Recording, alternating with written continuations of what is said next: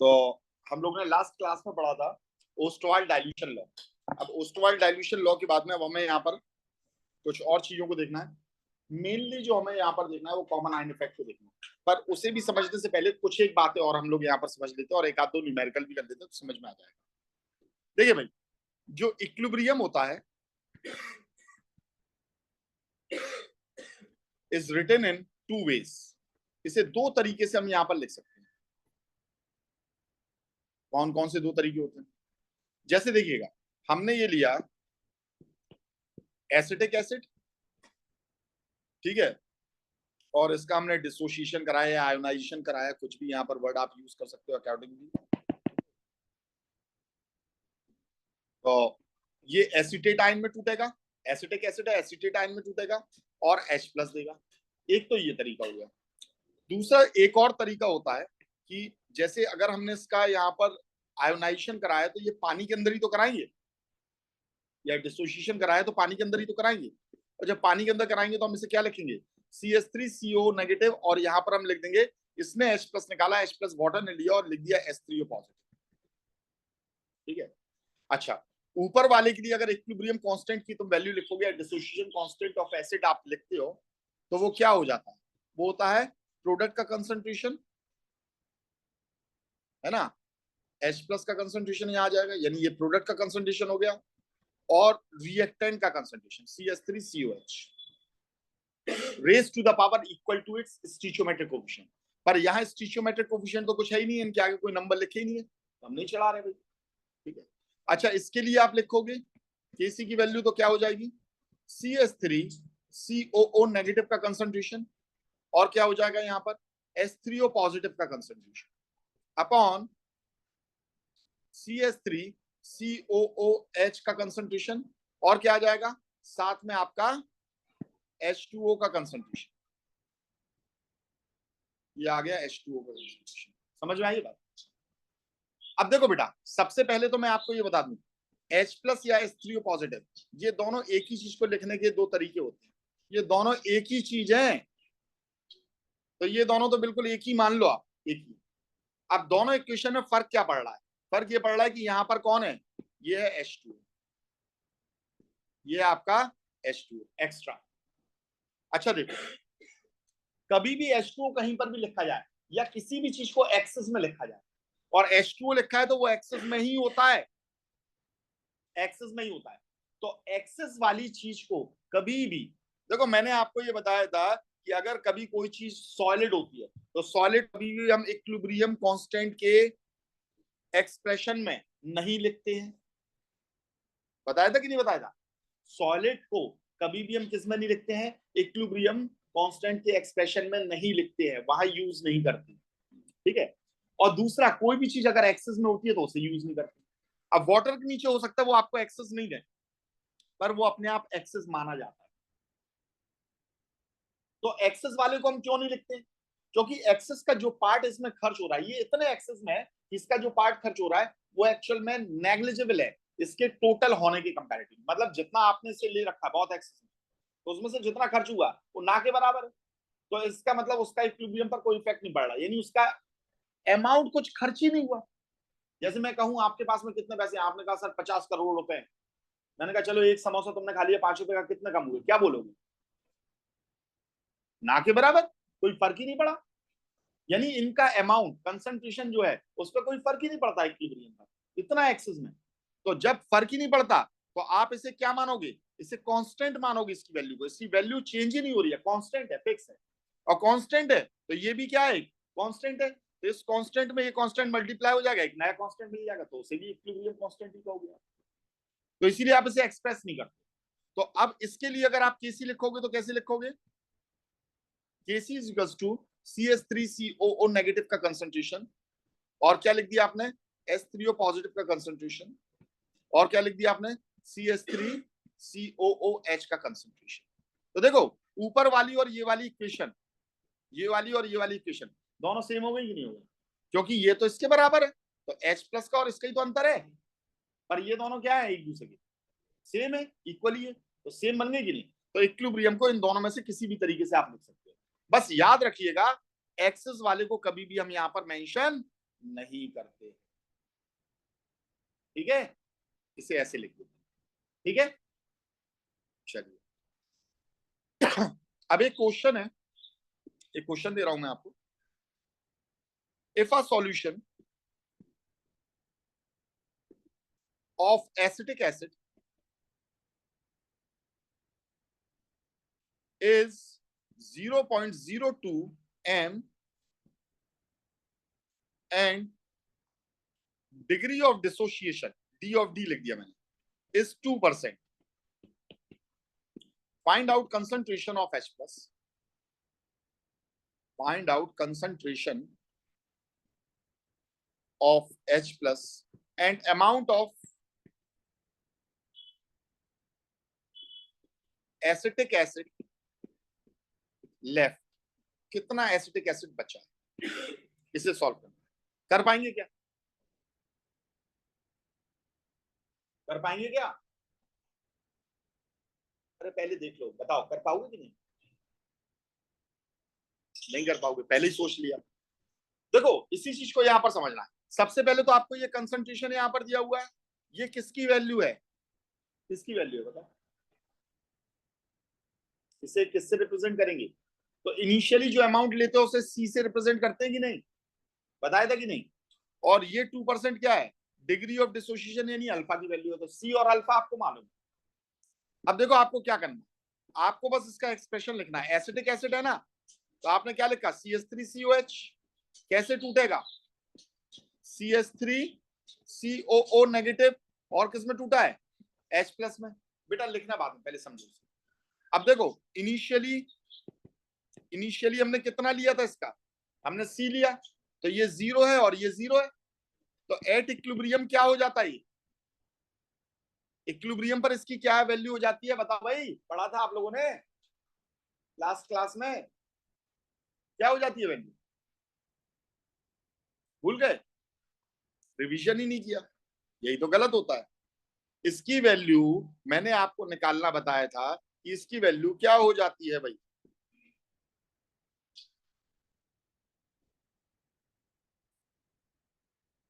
कहां गया?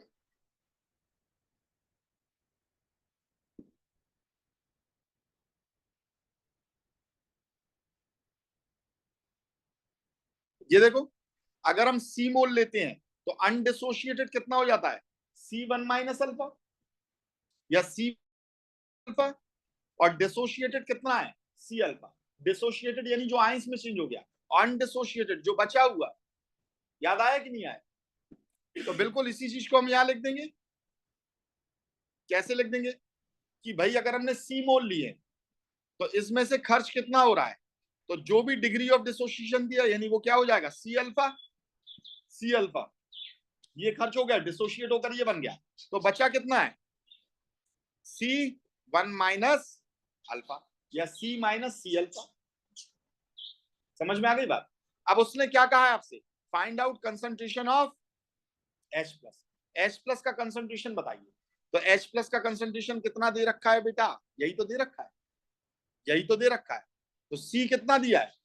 0.02 और अल्फा कितना है? 2%। तो परसेंटेज को सबसे पहले किस में कन्वर्ट करना पड़ेगा? फ्रैक्शन में। तो फ्रैक्शन में कैसे कन्वर्ट करेंगे? डिवाइडेड बाय 100, यानी ये कितना हो जाएगा? 0.02। 0.02 तो बस इसका मल्टीप्लाई कर दिया 0.02, ये हो गया C, ये हो गया अल्फा। तो कितनी वैल्यू निकल आई?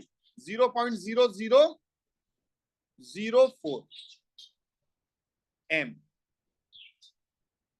समझ में आ गई बात? अच्छा ये कितना है?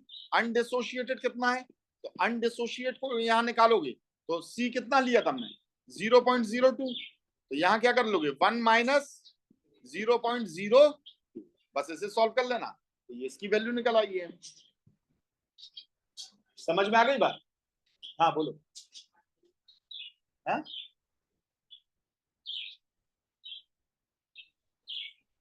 2% था ना, तो फ्रैक्शन में कन्वर्ट किया ना उसे। तो फ्रैक्शन में कन्वर्ट किया तो ये क्या वैल्यू निकली है? ये आ गई फ्रैक्शन। फ्रैक्शन में क्यों कर रहे हैं? क्योंकि देखो हम यहाँ पर 1 के टर्म्स में रख रहे हैं। अगर 1 के टर्म्स में नहीं रखना है आपको इसे 1 के टर्म्स में नहीं, अगर आपको अल्फा को परसेंटेज में रखना है तो इसे 100 करना पड़ेगा आपको। कितना करना पड़ेगा? 100 करना पड़ेगा। समझ में आ रही है बात? नहीं आ रही है? ठीक है, तो फिर यहाँ अल्फा की वैल्यू 2 रख जाएगी अगर इसे 100 रखोगे। ठीक, चलो, तो इस टाइप से इसके न्यूमेरिकल्स वगैरह को देखा जाता है। बहुत अच्छे से ध्यान देना है इन पर, ठीक है, क्योंकि आप थोड़े थोड़े स्टेप से समझोगे। पहले आप पुरानी चीजों को रिवाइज करिए और रिवाइज करके देखिए कि प्रैक्टिकली हम कैसे क्या रखते हैं। ये न्यूमेरिकल रटना नहीं है कि बस रट कर बैठ गए और कहा कि हाँ भाई आप तो सब हो जाएगा। ठीक है, कुछ नहीं होगा, इसे समझना पड़ेगा। अब नेक्स्ट हमारा टॉपिक है डिग्री ऑफ डिसोसिएशन। एक बार फिर से आते हैं, डिग्री ऑफ डिसोसिएशन कौन कौन से फैक्टर पर डिपेंड करता है। डिग्री ऑफ डिसोसिएशन को हम लोगों ने समझ लिया है, अल्फा को हम लोगों ने समझ लिया है, ये किस किस पर डिपेंड करता है? डिपेंड्स ऑन 3 फैक्टर पर आपका ये डिपेंड करता है। पहला होता है, पहला फैक्टर होता है डाइल्यूशन या कंसंट्रेशन पर। मैंने आपको बताया था डाइल्यूशन या कंसंट्रेशन पर, मैंने ये बताया था कि जो वीक इलेक्ट्रोलाइट्स होते हैं, वीक इलेक्ट्रोलाइट होते हैं, उनमें अगर डाइल्यूशन बढ़ाओगे तो डिग्री ऑफ डिसोसिएशन बढ़ेगा। डाइल्यूशन करने पर डिग्री ऑफ डिसोसिएशन बढ़ेगा। यही तो ओस्टवाल्ड का डाइल्यूशन लॉ था, यही तो ओस्टवाल्ड का डाइल्यूशन लॉ था। ठीक है, तो ये रहा आपका पहला फैक्टर। दूसरा फैक्टर होता है टेम्परेचर। टेम्परेचर बढ़ाओगे तो बनी बात है ज्यादा मॉलिक्यूल्स टूटेंगे भाई, टेम्परेचर बढ़ाओगे तो ज्यादा मॉलिक्यूल्स टूटेंगे, है ना, तो डिग्री ऑफ डिसोसिएशन क्या हो जाएगा? बढ़ जाएगा। और तीसरा फैक्टर होता है common ion effect. Common ion effect, तो ये 3 फैक्टर्स होते हैं, ये 3 फैक्टर्स होते हैं जिन पर कौन डिपेंड करता है? डिग्री ऑफ डिसोसिएशन डिपेंड करता है।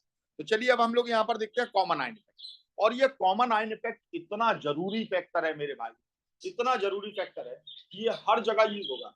इवन अभी आपके, मैंने पहले भी बता चुका हूँ, बफर सॉल्यूशन में यूज होगा, ये आपके प्रैक्टिकल्स में यूज होता है, बहुत सारी जगह पर यूज होता है कॉमन आयन इफेक्ट। ठीक है, तो अब हम देखने जा रहे हैं common ion effect.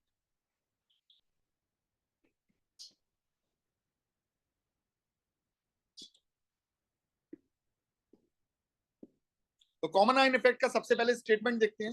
In a weak electrolyte, in a weak electrolyte, इधर ध्यान दें बेटा, electrolytic solution, if strong electrolyte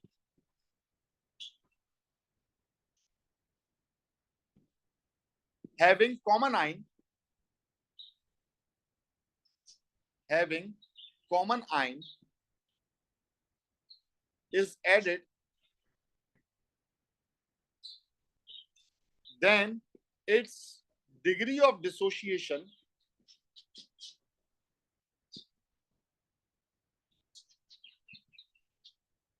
decreases and reaction goes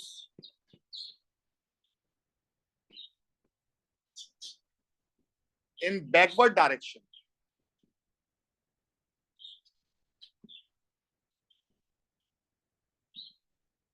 according to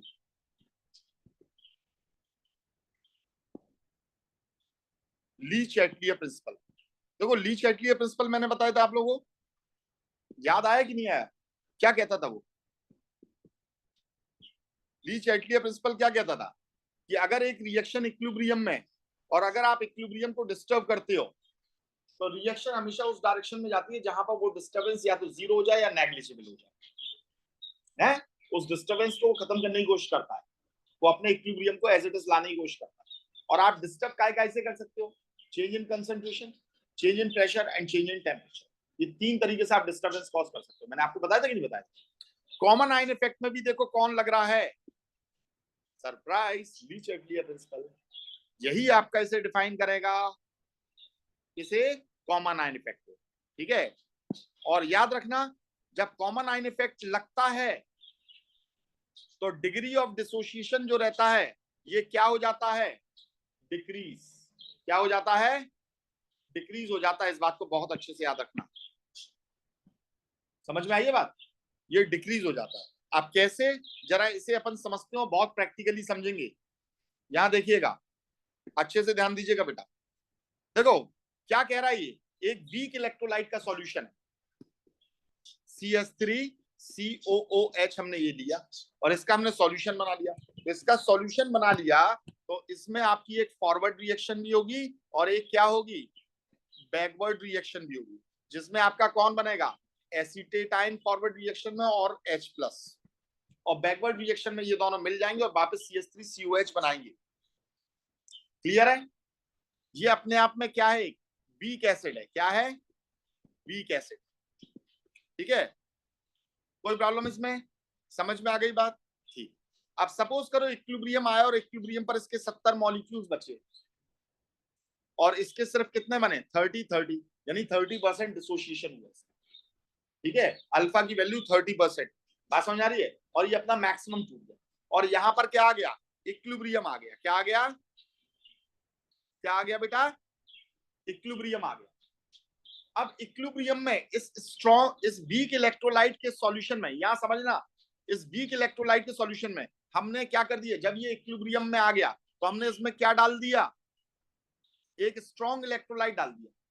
और स्ट्रॉन्ग इलेक्ट्रोलाइट कोई सा भी नहीं डाला, वह डाला जिसमें कौन हो, कॉमन आयन हो, कोई एक आयन कॉमन हो। किससे कॉमन हो? इस वीक इलेक्ट्रोलाइट, कोई एक चीज कॉमन हो।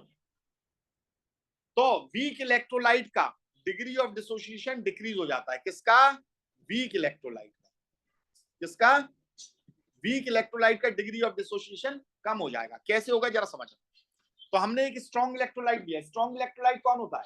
या तो स्ट्रॉन्ग एसिड ले लें, या स्ट्रॉन्ग बेस ले लें, या सॉल्ट ले लें, जो स्ट्रॉन्ग होना चाहिए और उसमें एक कॉमन आयन होना चाहिए।